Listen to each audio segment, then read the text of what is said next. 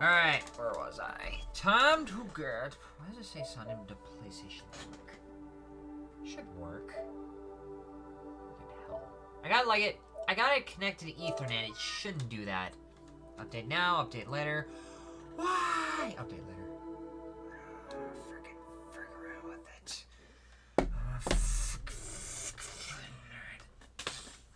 Alright. So, what happened yesterday? Why was a live stream cut short?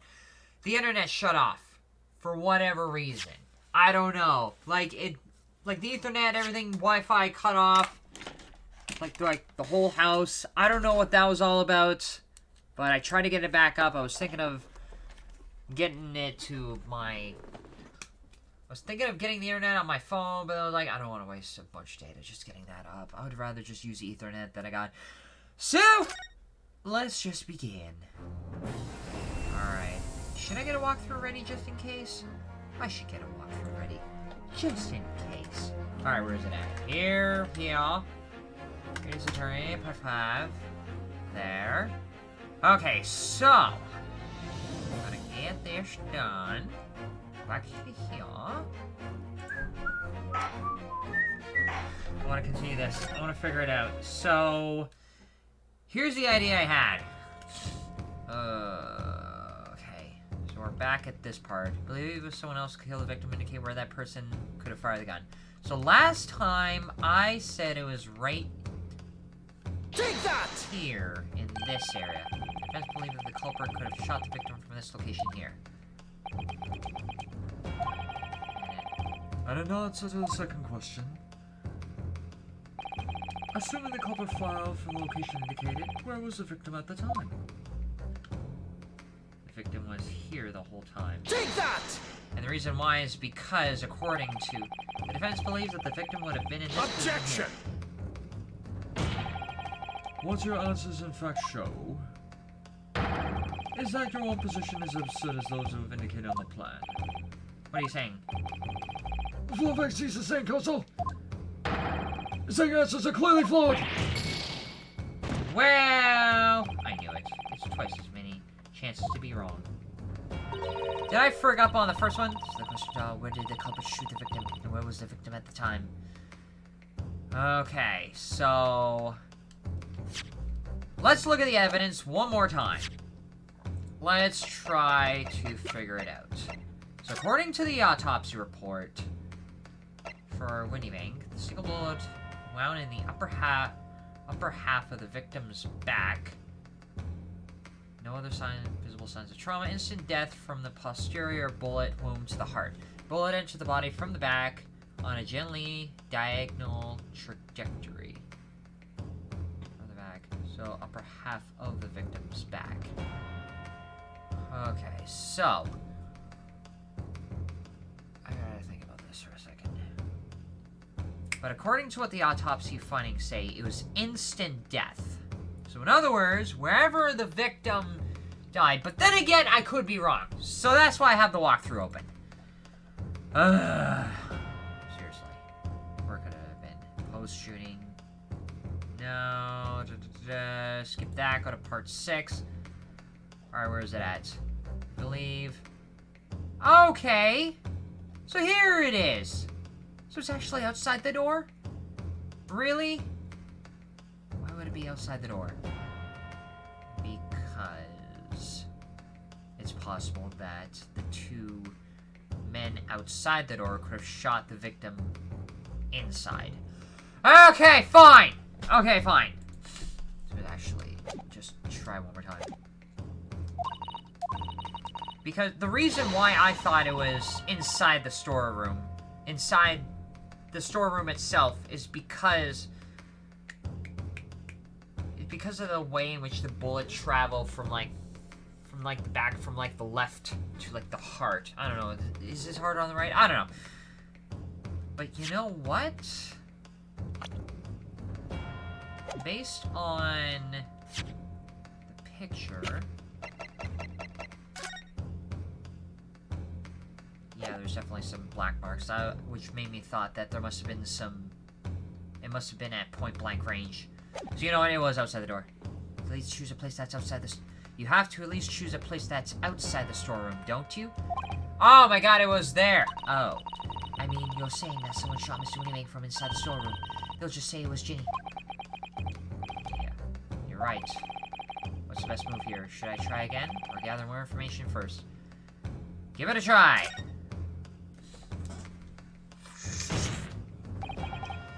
The defense would like to point out the locations again. So the shooter was outside the storeroom.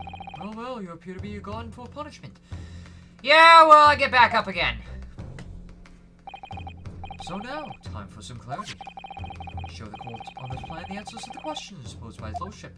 So we're gonna try again. It's outside the storeroom. Leave someone else killed. It was outside the storeroom. Take that! Here.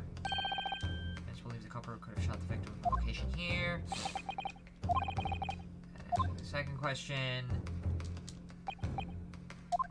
The reason why I'm saying it's here is because the victim died instantaneously. So here. That's what would have happened. There we go. There we go. Culprit shot the victim from outside the storeroom. Continue. So you're not gonna say I'm wrong. Mr. Winnymig died instantly from the bullet wound in his back. Looking at the stain of the blood on the storeroom floor, it doesn't appear that the body was moved after death. Which tells us that he was almost certainly shot while he was in the storeroom. However, the crucial point is, where was the shooter when the fatal bullet was fired? So you're adamant that the shot was fired from outside the storeroom? Alright, am I still good? Yeah, okay, I'm still good, I'm just listening. Well, according to the Skulkin brothers' earlier testimony, I pulled my gun on him, and then he laid there through the door into the back room. I killed him. No. If Mr. Winnymig ran away through the door, we have to assume that the door was open at the time. Oh!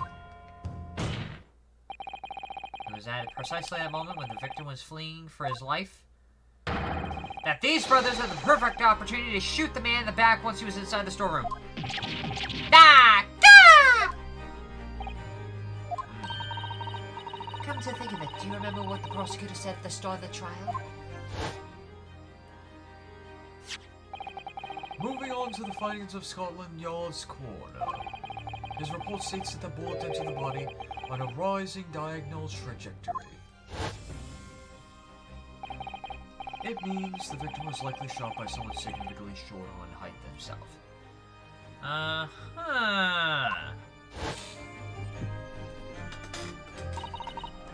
Poor man shot while he was running as fast as he could to safety. Ah, of course. He would have been leaning forward as he was running away. So even if the bullet was fired horizontally, it would still have entered his body on an upward trajectory. Yeah, I kind of thought of that possibility as well. Sort of like the previous case where the victim was leaning back with a knife, getting her back just to pick up a book. But this is sort of like a different scenario with a bullet. So the culprit isn't necessarily someone shorter than Mr. Winnymig. Objection!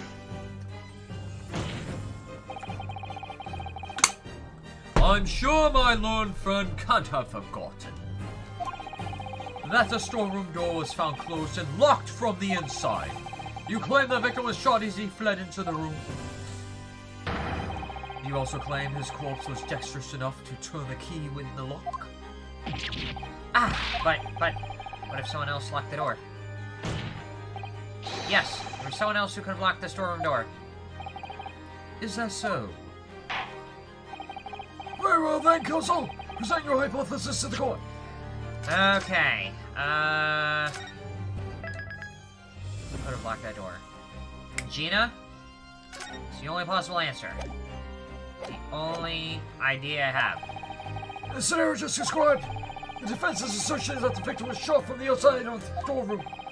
In which case, who shot and locked the storeroom door from the inside? Gina. She was the only one else who was inside the storeroom at the time. That's the only idea I have. Obviously, the person who locked the door was the only other person inside the storeroom at the time. The defendant, Miss Gina Lestrade. Objection! That's absurd. You're suggesting the accused deliberately engineered the sealed room? For what possible reason? Such actions would only serve to tighten the noose around her neck. I'm inclined to agree, let's say. Well, counsel. I don't know why, but... Ah, yes, that's a tricky one. That isn't it. Did I get it wrong? Or I didn't think it through? Half-baked notions have no place like over. Remember that, please. But of course Ginny would have locked the door. It almost goes without saying, doesn't it? It does. Well, if I was Ginny in the situation, I know I would have to lock the door as quickly as I could. I mean, those two burglars have just fired a gun in her direction, have they? Oh yes, obviously. Before the two brothers arrived, Miss Lestrade and Mr. Winnemink were in the storeroom together. Now, I don't know what went on between them at the time, but at some point, Mr. Winnemink must have heard the intruders breaking into his shop and left the storeroom. Intruders, eh? That's us, bro. If your theory is correct, that would leave the accused alone in the storeroom. Yes, it would. And probably only moments later, the victim fled back through the storeroom door, hoping to escape danger. In the back of the bullet, Mr. Winnemink fell into the floor where he was, just inside the storeroom. And what we have to ask ourselves now is, what would the defendant have done in that moment? Ah, I see where you're going with this. Outside the storeroom was a terrifying killer who had just murdered Mr. Winnemink. As soon as that struck Miss Lestrade, she slammed the door shut and locked it, out of fear for her own safety. But the real question is, how did she end up unconscious shortly afterwards? In order to save her own life! Hold it! But I ain't! I mean, we ain't the ones who done it! We ain't, Gov! We ain't! You gotta believe us! I mean, come on! We never shoot no one! Objection! You know what? That's blatantly untrue. I know for a fact that you would. Because before my eyes, you shot Mr. Herlock Sholmes. There's only one logical conclusion here. Mr. and Mr. Skulkin, you brothers had every opportunity to have been the true perpetrators of Mr. Winnemik's murder.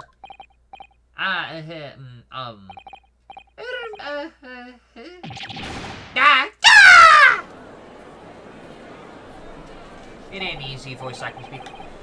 Just leave us. You mean to say that wasn't the pickpocket who shot the pawnbroker after all? Should have known it was those three brothers. They look as shitty as a dense force. What? That's amazing, Rudo. All the members of the jury seem to be firmly on your side now. I know, first time ever. Probably the last. Well, I think you've done it. Surely I have to give a verdict of not...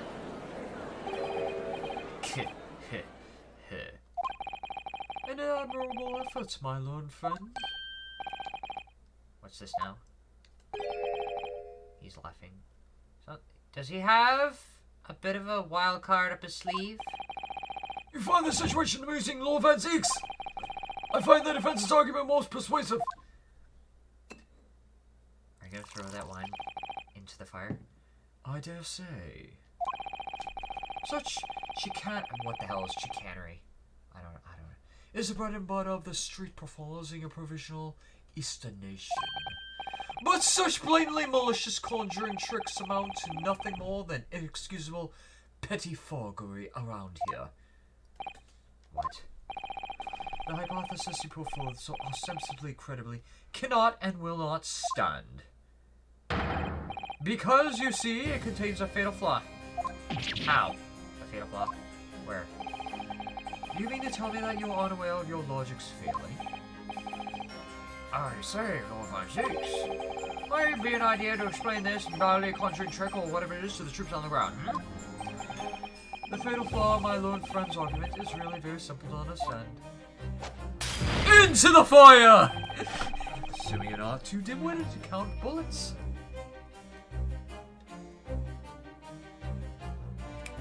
Each gun fired once. Okay. By George, count bullets? Oh dear. he knows then. Huh? What's everyone talking about? Counsel? Yes, sir?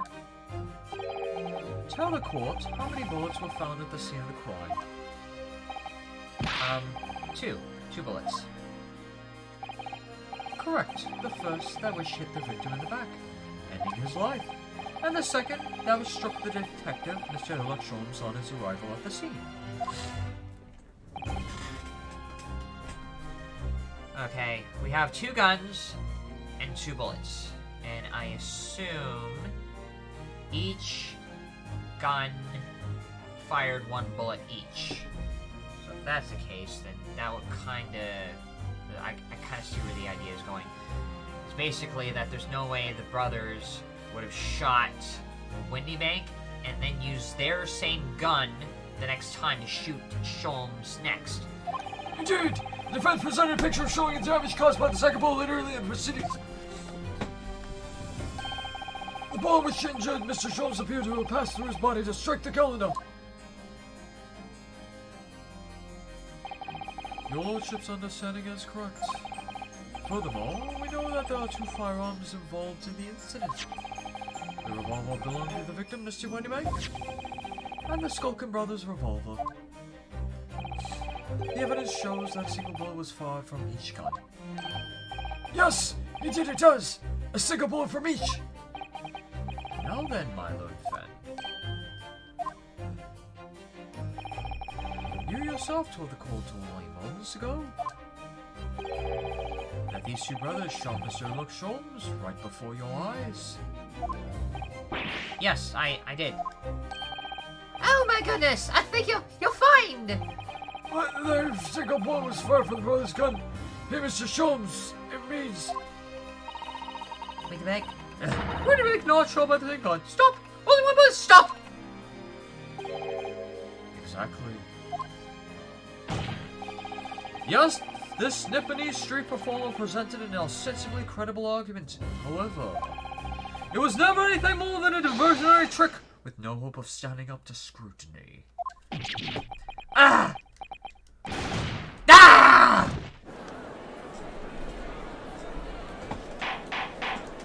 Okay. How do you explain this conundrum? How could you possibly...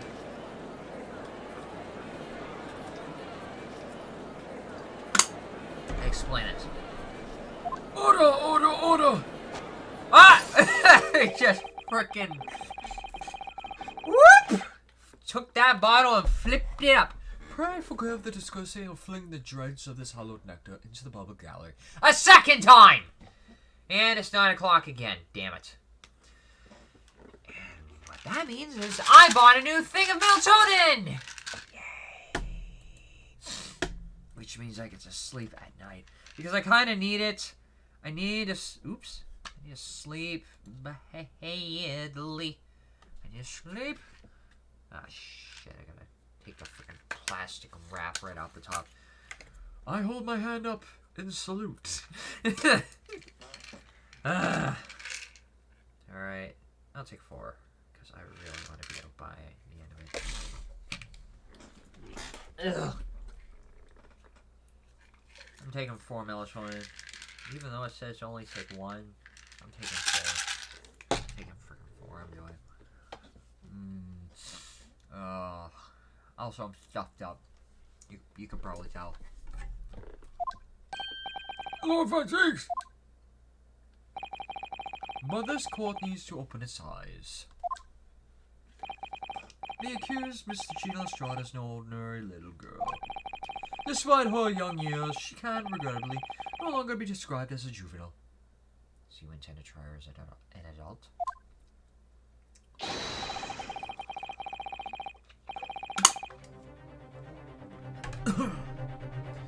No, the person in the dock is far from law-abiding citizen. She has a past riddled with criminal conduct. Oh. The truth is, the accused broke into a pawnbrokery on the night in question with loathsome intent. As we can see beyond a doubt in this print, which depicts her threatening the victim with the murder weapon. And I have here in my possession one more piece of evidence the prosecution wishes to present. The disc.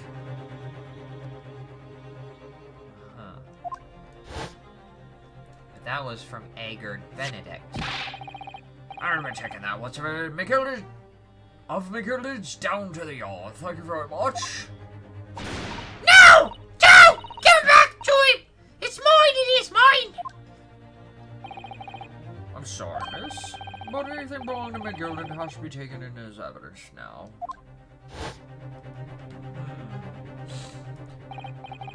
Yes, that music box disc. McGilded's music box disc. Why would McGilded have that? And why would Gina hold on to it? The very day before the hateful murder of Winnie Bank, the accused attempted to make off with this article, which clearly doesn't belong to her. And with none of the subtlety of a pickpocket, I might add, but by brute force and brazen impudence. Good gracious! Make no mistake, any sympathy for the accused on account of yours is misguided and dangerous. There are no deaths which this girl would not stoop if pushed, no crime she would not commit. The court forgets that fact at its peril. See! I think it would be prudent to take this music box disc as an evidence, counsel. There's a grim testament to the defendant's character. Lord Von Cheeks, Inspector Gregson. What? Why would Gregson have a problem with bringing that disc out? Why? Yes, Inspector? We had a meeting yesterday with the prosecution service, and I think I agreed that disc wouldn't be used as evidence. Why? What's this all about? Why is the inspector acting strangely? Why doesn't he want that disc on? That's the first time he said anything to Van Zeeks at all. Why? I'm unaware of any such meeting. But those were the instructions right from the top. The government bigwigs are insistent. Inspector, I'm the prosecutor, and I alone determine how to present my case. Do you not agree? Your warning is noted. Thank you. The prosecution wishes to proceed with submitting this disc as evidence, my lord. Indeed, bailiff! Music disc used to play music and mechanical music box on the reverse side is noted that reads for McGilded. Why is McGilded's disc being presented? The prosecution has established the accused's motive, opportunity, and baseness of character. There's nothing more to add.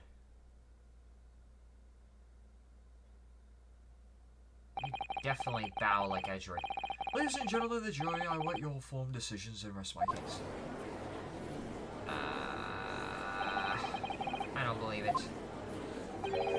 I have the jury on my side for once, for all 5 minutes. Oh dear, it wasn't even full 5 minutes, we know. My lord. I wonder if I might say something on this point.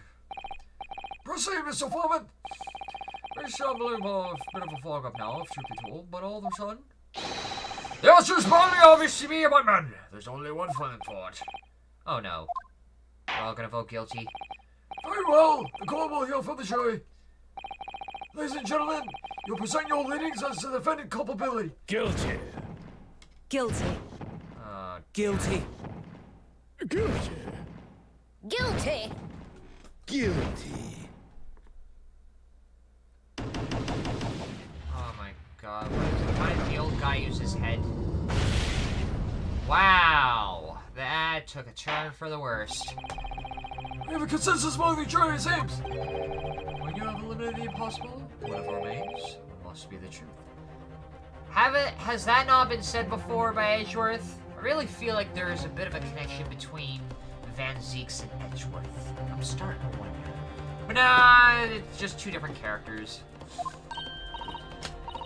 That's my line. I wrote that for Hoodie. Ah, how dare he use it against us. Don't worry, Iverson. I don't think we're finished yet. There's still more to this case than we realize. There must be, because there's one thing I'm absolutely certain of. guarantee they didn't shoot Mr. Waybank. That's beyond any doubt. Very well. We'll proceed with the second summation examination of the day. Mr. Foreman, are you and the other jurors ready? Garnetzx Squadron is primed for ready. Action, sir. Very good.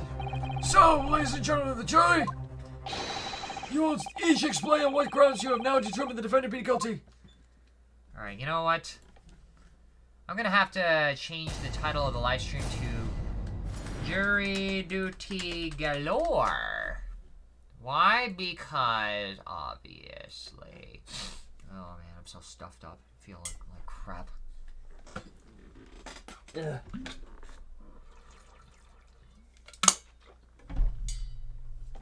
Ugh. Once a rogue, always a rogue, I say. Different breed to us law-abiding citizens. As only 2 bullets were found at the scene, I would say the whole case is done and dusted.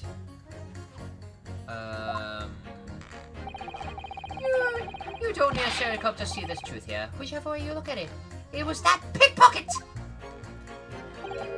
I never imagined that simple operation would cause me such grief. What? The accused attempted theft on the previous day. I can see I'm in it for a busy day ahead. You're not saying stop, are you? I am a ballistics expert. I've seen many shootings. There's nothing I don't know about guns.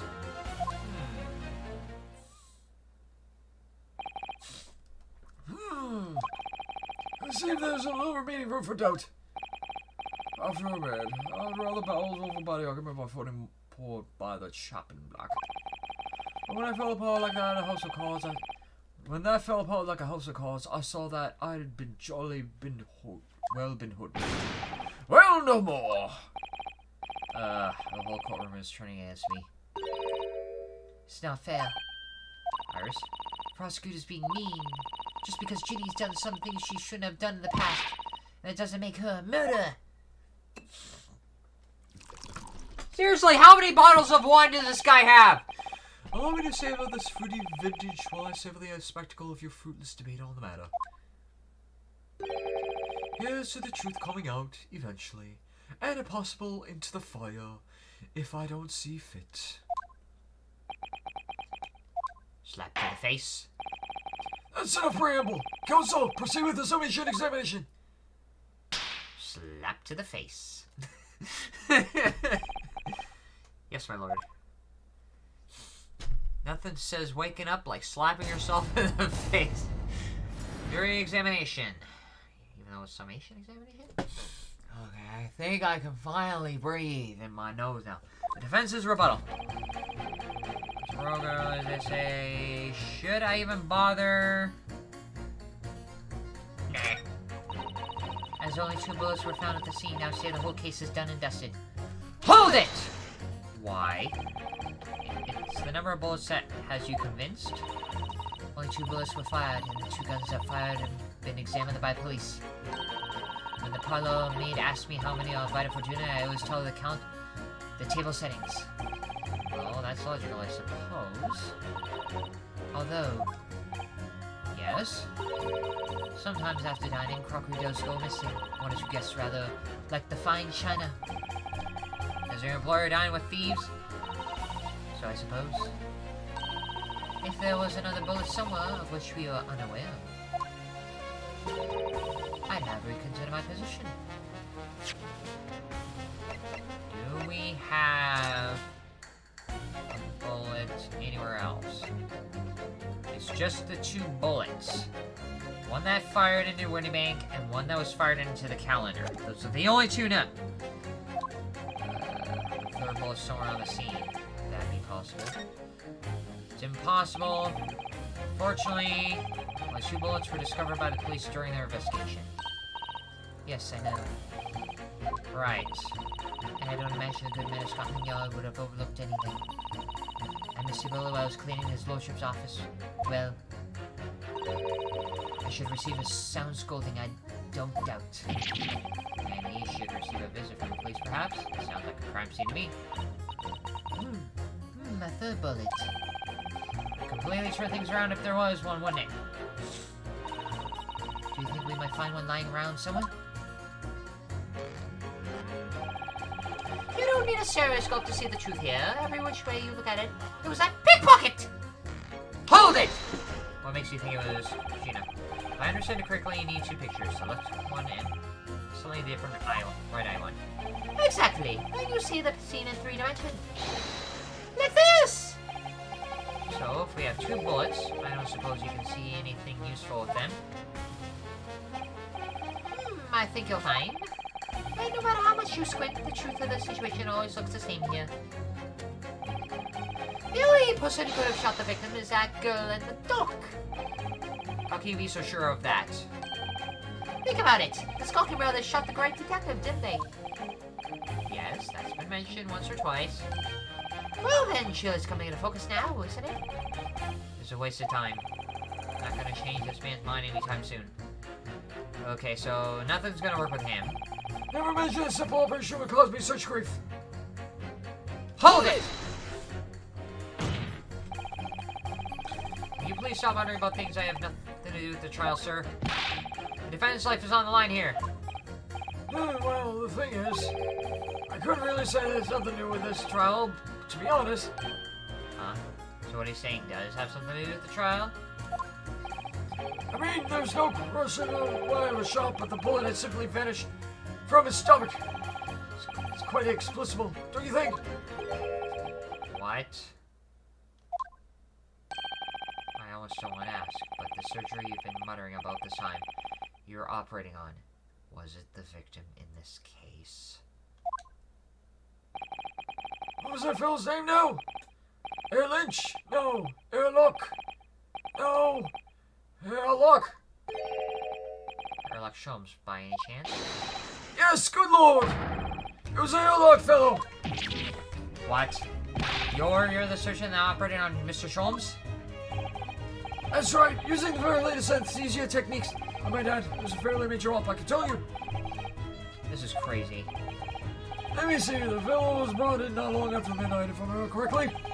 He said he'd been shot by some criminal or some other. I brought up like a shot. But the funny thing is, I went over his insides to find your clothing and I couldn't find the bullet anywhere. I'm afraid I had to throw up my hands just to your fellow back up. I hate to state the obvious, but Yes?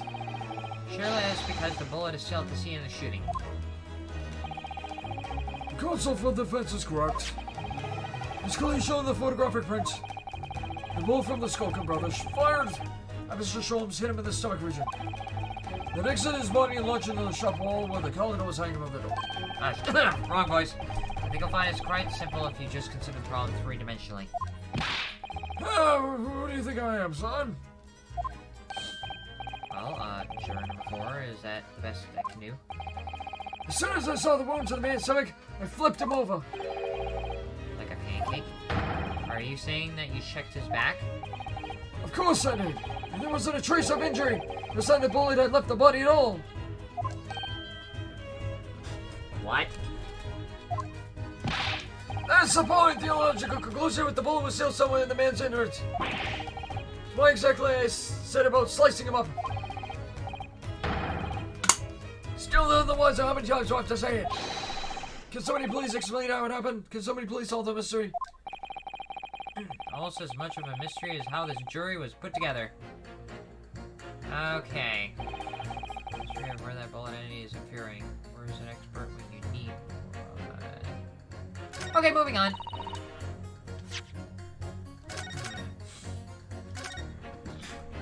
There's 2 possible ideas here. I don't know. I could either take juror number 4 and 2, or 6 and 2. The accused attempted a theft on the previous day. I can see him for a busy day ahead. Hold it! So the idea that juror... What do you mean you're for a busy day? Forgot to say stop. Don't excuse me, stop. I'm communications officer, stop. Communications officer? Does that have something to do with sending telegrams? Everything from personnel messages written by members of the public to the latest news of the capital. I convert all the messages in the vocal score and tap it out to the entire world electronically. entire world. Thousands of miles of cable on the sea stop. Worldwide communication network stop. Information transmitted to and from all corners of the globe stop. Ah, yes. She was getting equally worked up with the radio waves, or like before, wasn't she? I specialize in communicating information from governing departments and newspaper offices. I see. I'm sure I shall have to while the newspaper reports of today's guilty verdict later. So no sleep for me tonight, I imagine. Let's just finish the trial first, shall we?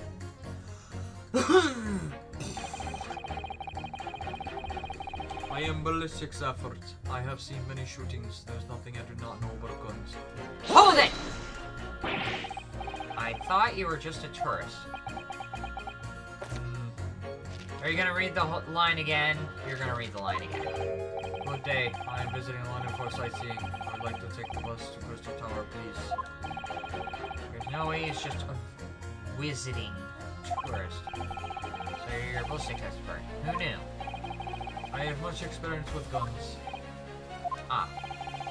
I've lived through many. How many do you say? Or moons? No. Days? No. Months.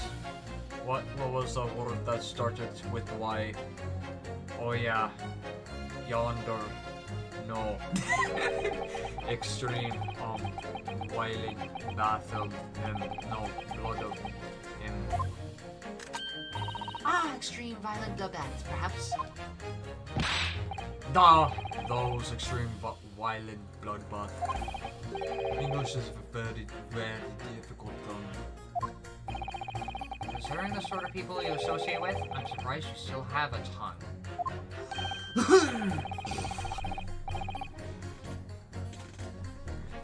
Anyways, if you have a question about bullets and guns, you ask me. There's nothing I do not know. No mystery I cannot solve.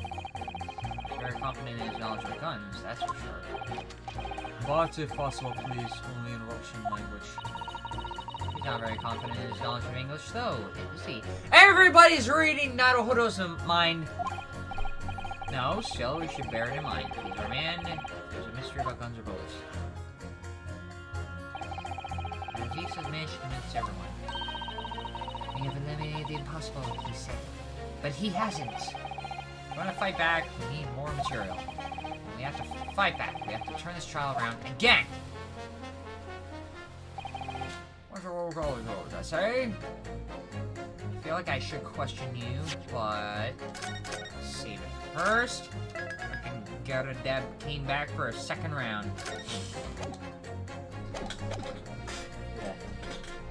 Hold it! Just because Miss Lestrade has a history of pickpocketing, she must be guilty of murder. Is that what you're saying? Oh, well. You're all members of the British Army, so quickly to judge? I beg your pardon. Are you mocking Your Majesty's Armed Forces? The greatest military organization in the world? No, I'm simply illustrating my point. Making assumptions about people because they're a soldier or a pickpocket is wrong. And dangerous. Well, yes, you might have a point there, I suppose. Let's not forget the girl that already shown she had it in her from before. He's clearly a criminal soul through and through. Can't deny it. When you say that she's shown she had it in her, are you referring to this? Exactly. Try to sweat that only a day earlier. Or am I mistaken? Not exactly. Given that I was actually there at the time, it's hard to refute that. Never actually seen the real thing. Can't wait to have a closer look at it. Oh yes, of course.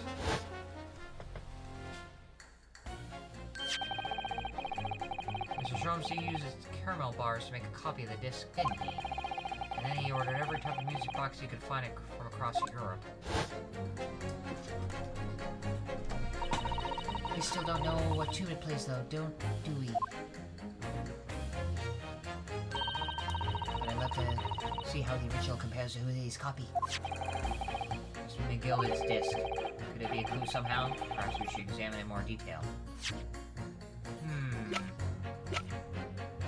Do we still have a copy? No, we don't. Speaking of, we probably should look at it again. From McGillicuddy. That's the man you defended in court a couple of months ago, isn't it, Bruno? Yes, rather mistakenly defended. I wonder what his name is doing on the back of the disc. That's a question I'd love to know the answer to myself. The blood stain that Eggert scratched. Oh, Bruno, look. This is blood. Yes, you're right. It's a small smear, but definitely blood. Actually, I feel as though I might have noticed that before. Haha, that's my time to shine again. I thought we'd be waiting forever. Alright, hold that disc, Bruno. Can we get this done quickly, Iris? In a flash. So we're gonna examine the blood on the disc.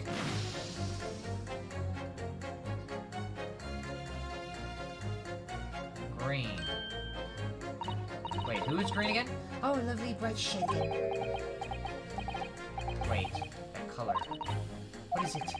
It's just that green. It's not the first time we've seen that color, is it? Who is green again? Wait.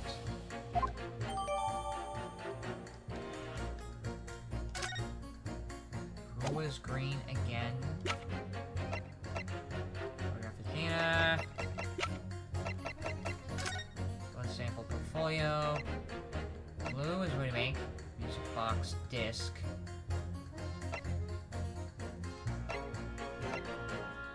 It's Shomes. Or no, wait.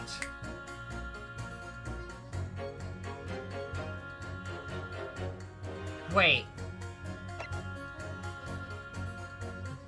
I thought this belonged to Shomes.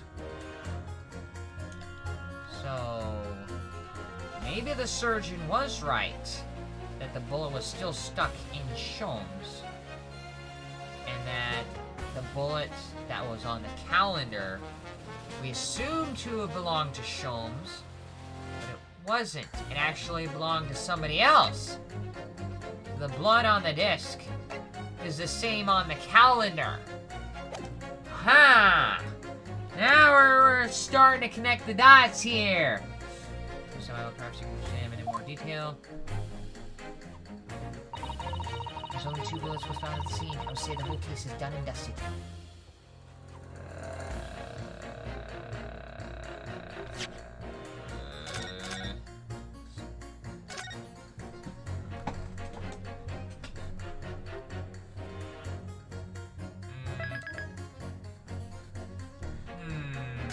I don't know where to go from this. This is a tricky one. Sort of load after it's fearing. Where's the expert where you need one? Okay. I think I see 2 possible pits against one another. 2 and 4. Because juror number 2 is saying that there are 2 bullets, but juror number 4 is also saying something else.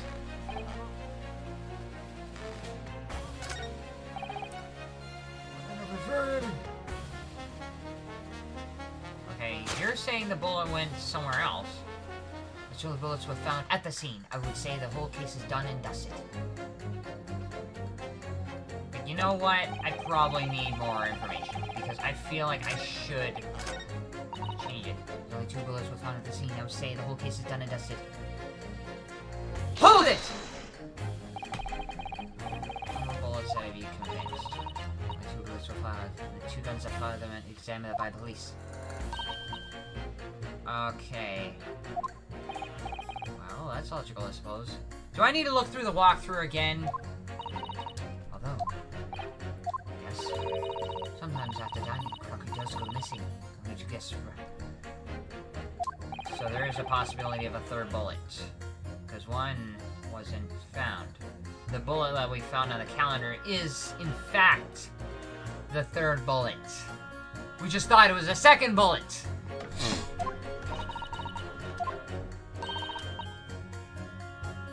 I wish we were unaware. I'd have reconsider my position. What if I submit the blood portfolio? 3rd bullet at the scene. Could that be possible? What if I can prove it? That the 3rd bullet from the blood portfolio was in fact the bullet from the calendar was in fact the 3rd bullet. I can prove it. Allow me to show you then the 3rd bullet. blood samples portfolio. Here! Take that! I, don't suppose this would pass as a third bullet? It passes for a bullet as much as you pass for a lawyer, my learned friend. Coming from you, I'm going to take that as meaning not much. Okay, do I need to look up the walkthrough? I need to look up the walkthrough.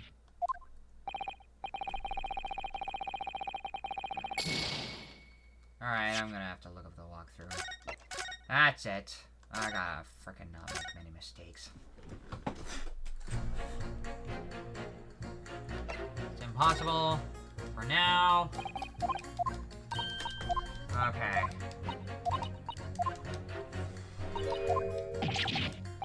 As we assumed, there is one lying around. What if I press him again? I know I usually expect to wrap this up, but this is one of those that's gotten harder. Hold it! What if I question him again? Mr. Sholmes, surgeon, is on the jury. They've experienced some coincidence recently, but this is ridiculous. I'm surprised there's anyone. There's no question that Mr. Sholmes was shot. Well, that's what the police told me when they brought him in. How bad were his injuries, Doctor? He was in a bad way. He lost a huge amount of blood, you know. And I suspect he was shot at quite close range, too. Because his skin was badly burned around the point of entry. Burnt? As I said, I flipped the pillow over and examined his back. No sign of an exit wound. Which is why I thought I'd better locate the lug and pop it out. Didn't you say you found no bullet inside the patient? I wouldn't have done, would I? Because it's in the wall of the plum workers. But how to get there? I need someone to solve this mystery before it drives me insane. If only there was someone expert in ballistics who could even help, even if it looked extremely untrustworthy. So we have a disappearing bullet on our hands. Oh wait, I think I know who to pit against who. Mystery of the bullet ended up as infuriating. Where's an expert when you need one? Oops. So pit number 4 and number 6 together.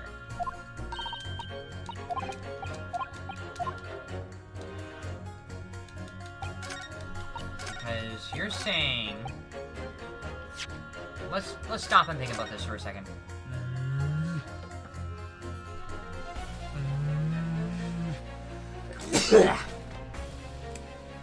Juror number 4 is saying it's impossible. Juror number 6 is saying nothing's impossible with bullets. That's kind of what I'm seeing right here. So that's one way of looking at it. Pit number 4 up against number 6. Here! Those two statements clearly contradict the idea at all. I do pitted jurors against each other. Oh, but a ballistics expert. Pitting. Pit. On the night in question, Mr. Sholmes was shot by one of the Skulking brothers. But since there are no signs of an exit wound on his back, we must assume the bullet didn't pass through him. However, no bullet was found lodged in Mr. Sholmes' body either. Furthermore, the bullet was found lodged in the wall of the shop where Mr. Sholmes was shot. That bullet didn't come from Mr. Sholmes. Juror number 6. Hello, my name is Wieland. Pleased to meet you. This apparent contradiction in the facts that is so clearly troubling juror number 4. Are you able to explain the mystery? I have seen very similar situation in Motherland. It was night, there was blizzard. I was running away along Mountain Road in freezing cold. Golly! The snow was piling high on both sides of the road. It was very narrow and dangerous. My brothers had hunting rifles. They were on dog solids. Mental note, don't ask too many questions. I was shot from behind and I fell down in snow. And the situation was very similar to what I hear today from Doctor. They could not find bullet in my body. And no sign of, how do you say, exit wound. Then where did the bullet go?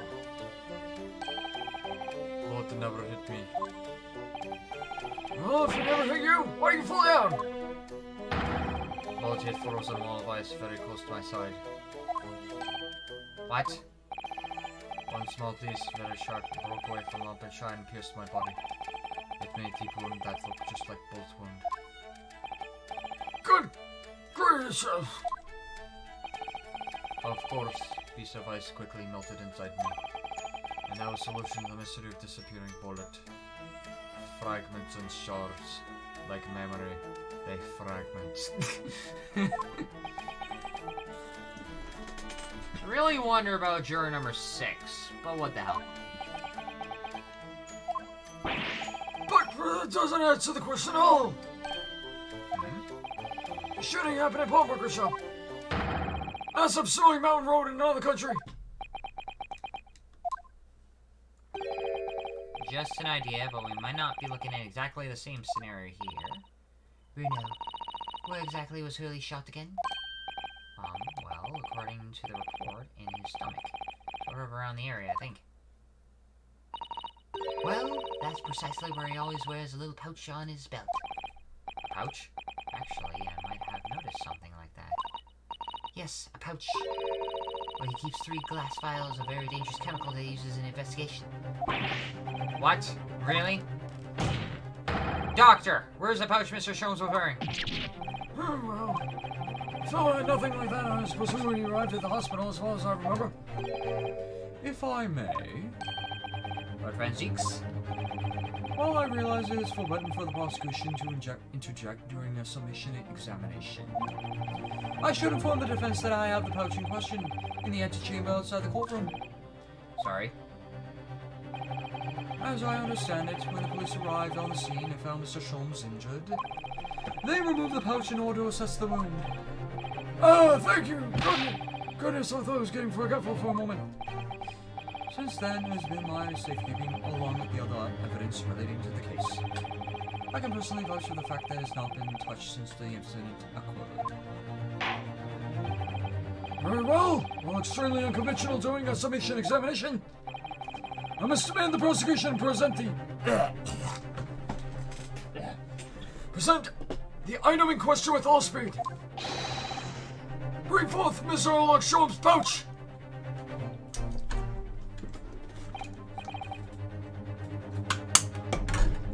I see. So this is well worn by Mr. Sholmes on the day in question. Look at that. One of the files is broken and the leather around it is scorched black. It's almost as if the file exploded. Exploded?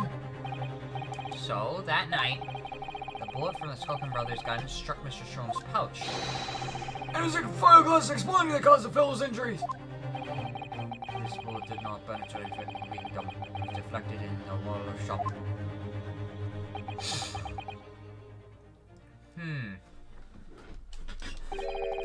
A delightful complex aroma.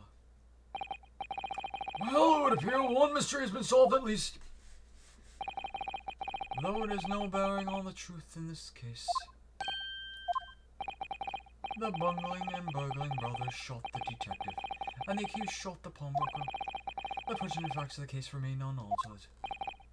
But at least the mystery is solved. I can sleep easy tonight. So can I. Thank you, young man. Thank you very much. Glad I could help.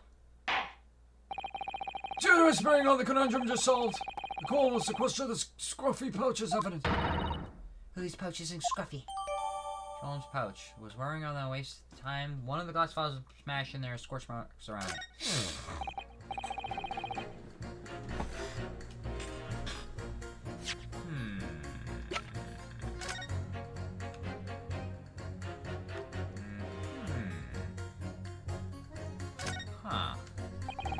Oh look, there's a hole here in the back. And it looks like there's an indentation.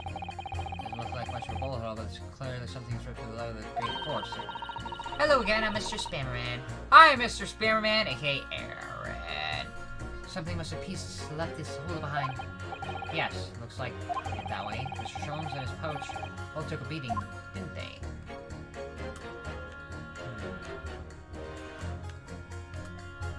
anything in here? These glass vials are full of Lily's homemade potions. Homemade? Yes, like fingerprint powders just show up where people have touched things. And scent amplifying solution intensify a smell lingering in an object. That's amazing. They're all very easy to use. There's just one thing that you have to be careful of. They're all very flammable. Mr. Sholmes is a walking bomb. Either he's passionate about finding the truth, or he's oblivious to the dangers.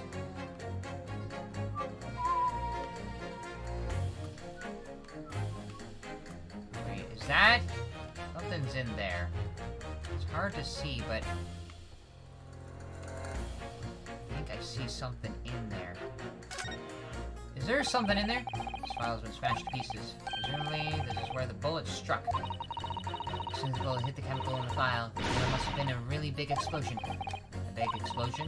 Well, he's pushing. Is there a bullet in there? Because something looks like it is. Useful for the investigation work he does, but they're quite tricky to handle. Safely, at least. They're very dangerous. Oh. I'm sure that when this file broke, the chemical inside would have ignited. Note to self, always walk on the right hand side I've shown to the future. The left is the danger zone. Is there a bullet here or something?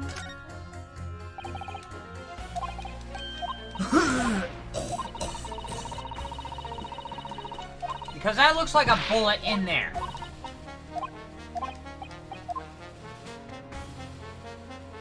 This, right here. That's where the bullet struck. It's really scorched badly just here. Oh, the strap is broken. Look! This must be where the bullet hits, then. Let me see. There is a bullet in there.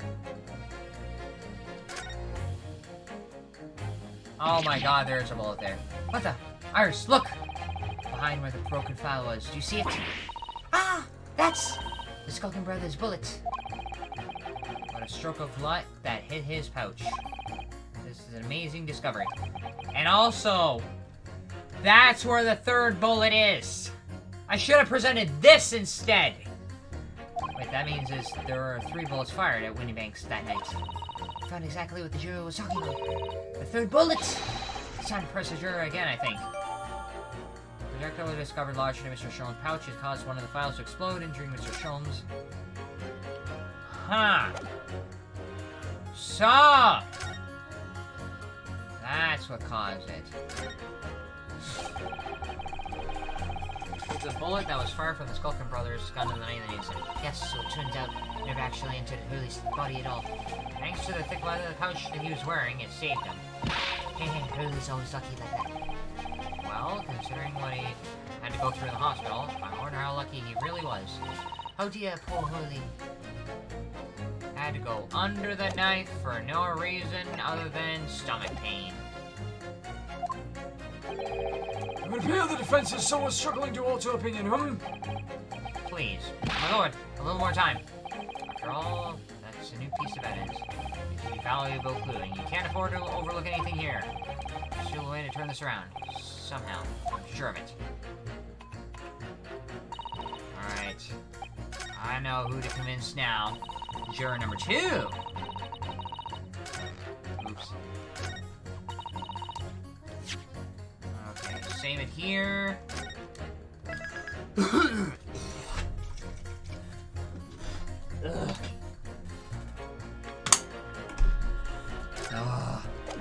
Now I can convince her of the third bullet. Hold it! Her bullet says you convince.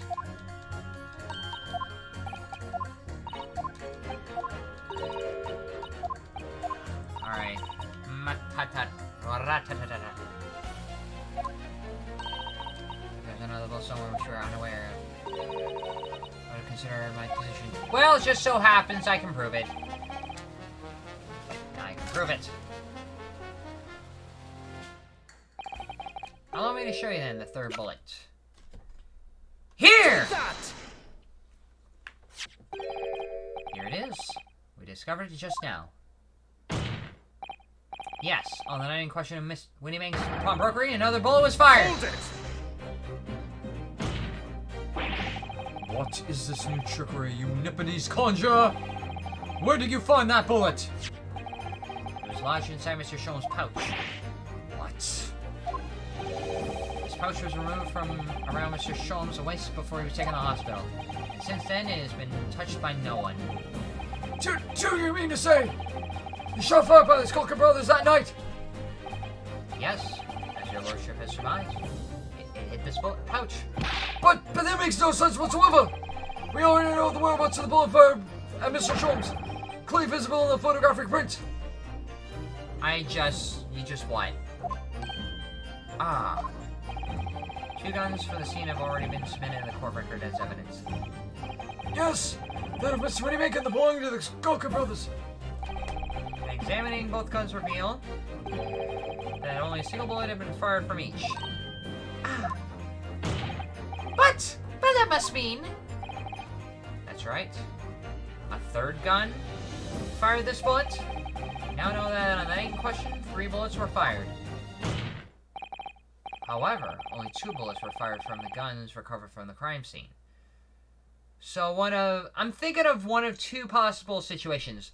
Either the Skulkin brothers, which could have fired multiple bullets, actually, each gun can fire multiple bullets, but Winnie Mank's gun only carries 1 bullet. The Skulkin brothers carries multiple bullets. Either the Skulkin brother fired more than 1 bullet, or there was a third gun which also fired a single bullet. Until that incontrovertible inconsistency is somehow explained, I can. We cannot and must not pass judgment. Ah! My heart! Order! The summation examination remains incomplete. The court has been presented with new facts. Facts that would appear to shake the very foundations on which its case upon the event has been built. My beating heart. Is it my prerogative in this situation? I hereby temporarily suspend the submission examination. By Jupiter! What? Bailiff, bring the witnesses back to the stand at once. Wait, what? Wait. I thought I had to convince the jurors to vote not guilty in order to bring them back. It seems like we're skipping that part. I thought I had to convince the jury or most of the jury, like 4 out of 6 or a majority, to vote not guilty. But didn't we skip that part? Witnesses! Governor! Were you listening to the proceedings while the defense carried out the summation examination? We was, Governor! We was! Perhaps we can dispense with the tedious preamble. Simply answer this one question. A third bullet has been identified at the scene of the crime. What do you make of that? Make of it, Gov? I don't make nothing. Is it one of yours? Core bribe me, Gov. Core bribe me. Not a chance. In that case, do you have an accomplice? What? What? Never the Sculptor brothers work alone. It's just the 2 of us. That's a trademark. How soon we forget poor Sulky? Only 2 of the bullets from the crime scene originated from the firearms we have in evidence. The third bullet was fired from another gun. Where is it? Lummy. That said, it's captured. So they know that they're not sane. Counsel for the defense! Yes? I feel like I'm gonna have to answer that question. And that question is probably gonna lead to where the third gun landed. Or who has a third gun. I should like to hear your thoughts regarding this new development. The third bullet, and the mysterious missing firearm and whence it came. Thinking back all over the testimony we've heard and all the evidence we've seen, I think I'm starting to form a picture of what really happened that night. Okay.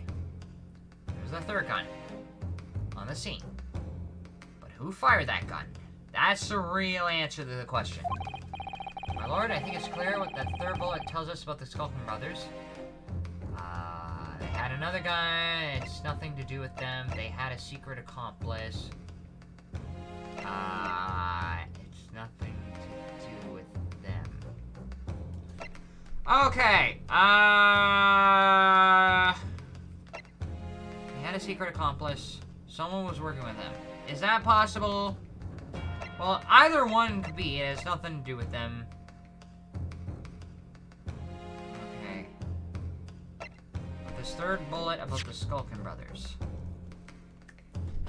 I don't know. Okay. I can't really say it really has nothing to do with them because it was, in fact, fired from their gun. They did have a secret accomplice. I'm gonna go with that one. On the night in the Winnie pawnbrokery, the brothers must have been working with a third man. It's the only possible explanation, and the third person would have also had a third gun. And the witnesses are clearly doing their best to cover up for the existence of this accomplice. But the evidence all points to the fact that there was someone else present, someone carrying a gun. Who was it? Objection! I think I have one idea. An accomplice, you say? Pig's will. These protracted proceedings have already forced us to endure 2 summation examinations. Yet in all the time, there's been not a murmur of a third man. If this apparently wraith-like being exists... Oh, great. The court must be shown hard evidence. Without it, this fantasy will be crushed. Ah! The prosecution demands answers on 2 counts. Firstly, proof, evidence, that this accomplice was ever at the scene of the crime. Secondly, the identity of this spurious character. Skulkins are lying. I know that. But, how can I ascertain the identity of the person they're hiding? Well, counsel!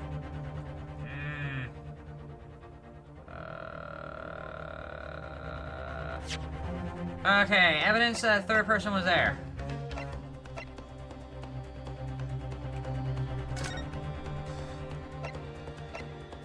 The blood portfolio. That's the only evidence I have. And the reason why I say that is because this blood doesn't belong to Sholmes. So who does it belong to? That's a real question. I can said. If I ruin Christmas, I make it cancel, so I'm not gonna say that Santa Claus is the same thing, you know, it's gonna explain, it's gonna Charles Wilson, the same thing, blah blah blah. Santa Claus doesn't have consent to enter anyone's home. But somehow Christmas works.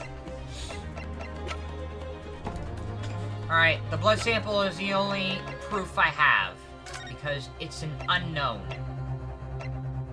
While the other 2 samples, the colored ones, are known.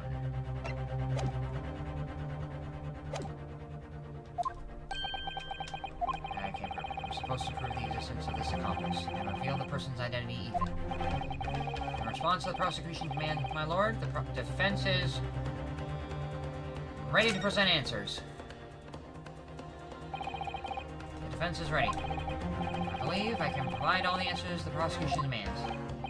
So, my Nippy's friend, despite the swimming eyes, you seem to think you have something to say. This promises to be interesting.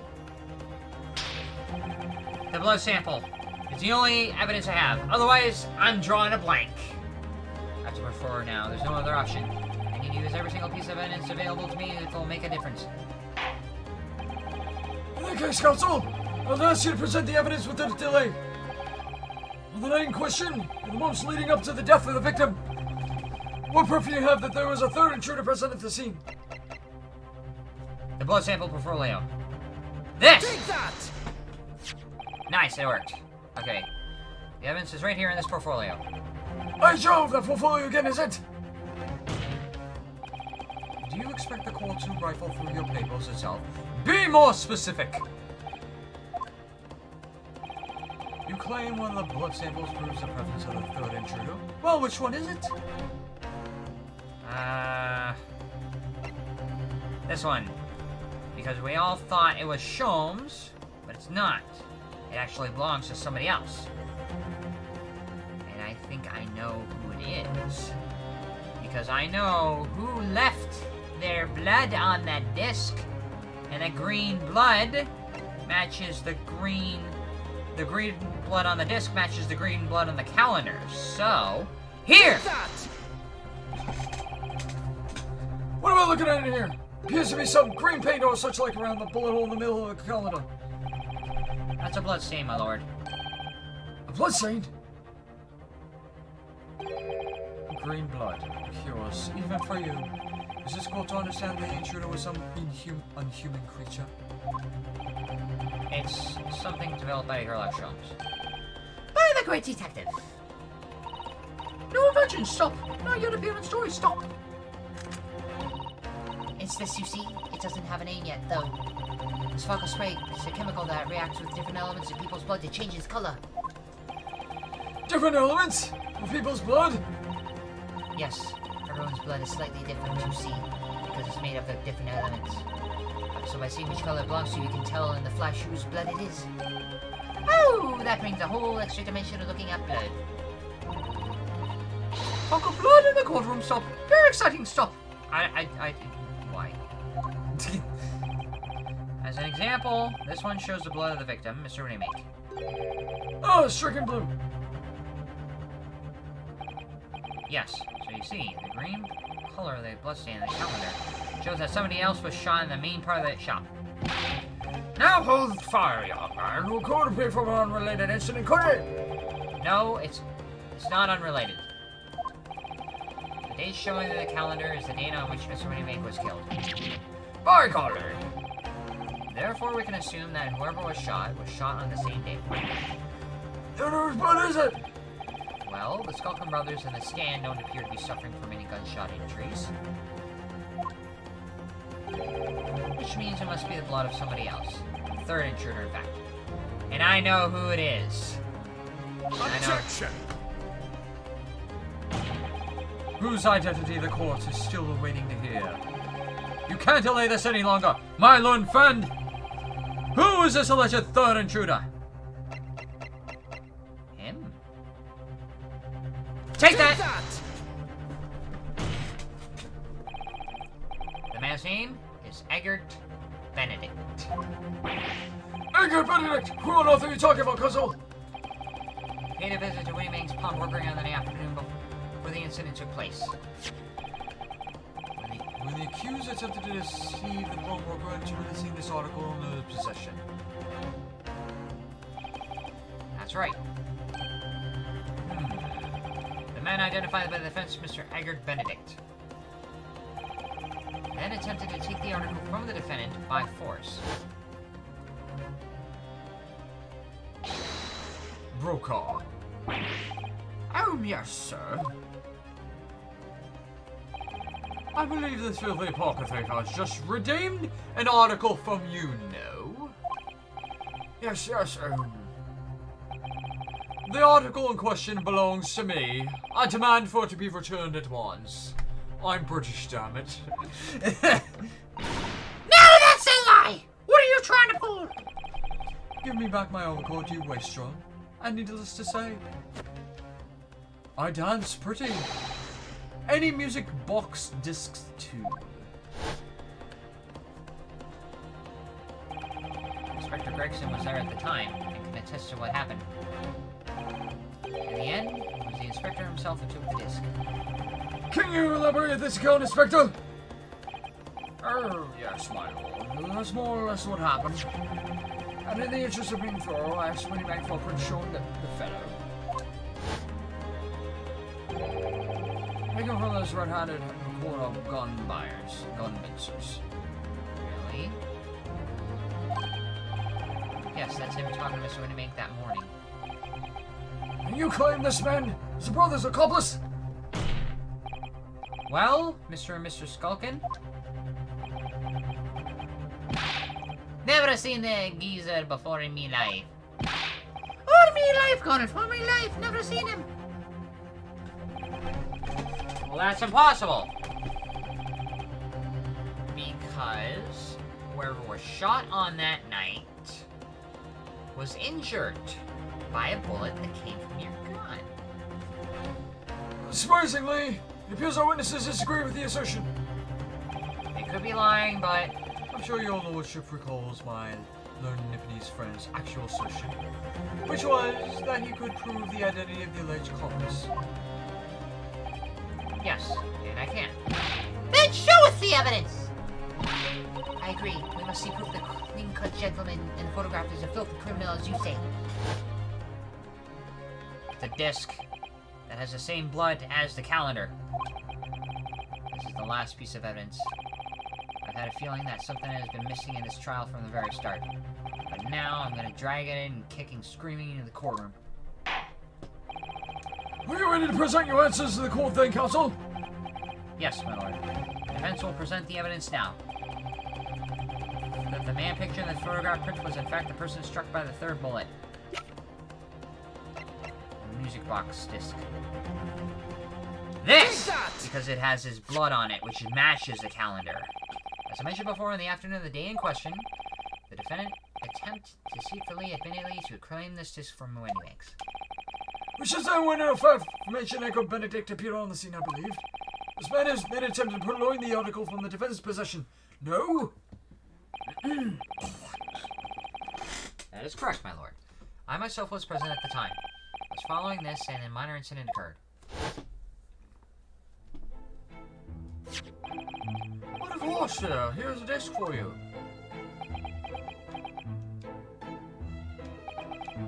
Very well. Then I shall bid you farewell. Say goodbye to style. I got swag, damn it. Wait a minute! The disc! It's mine! Ah! What do you think you're doing, you little tramp? You've drawn blood, you filthy animal! Interesting, I was able to draw blood. Being a music box disc, it has countless small but sharp metal protrusions over its surface. Those protrusions cause Mr. Benedict's fingers to bleed, and the resulting smear of blood is still visible on the disc now. Goodness! Bloodstain, is it? My assistant and I have just analyzed the bloodstain here in this very courtroom.